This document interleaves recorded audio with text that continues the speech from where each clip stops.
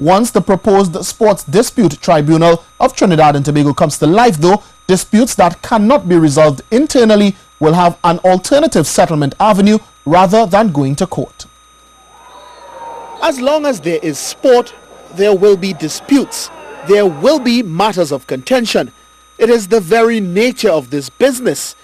The mark of true sporting maturity, therefore, is how well disputes are managed and how efficiently they are resolved. Admittedly, it's at this stage that Trinidad and Tobago falls down most often. The evidence is not hard to see.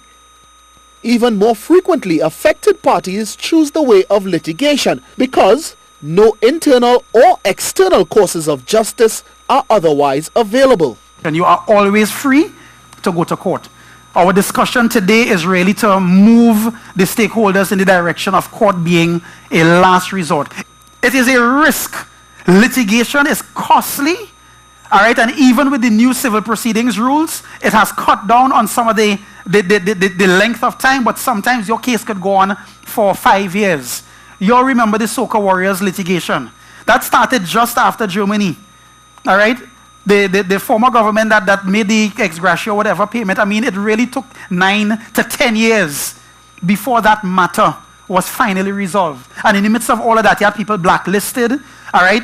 We didn't have our best team for the 2010 World Cup campaign, all right? I mean, was it really worth it? So, not for the first time, a dispute resolution center or tribunal is being discussed.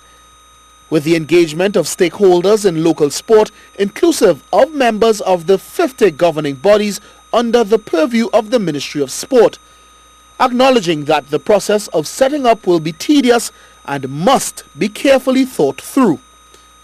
Some of the most prominent minds in dispute resolution locally helped to facilitate Thursday's seminar, including Justice Vashish Kokaram, mediator Anthony Vieira, and fellow attorney at law Stefan Fabian.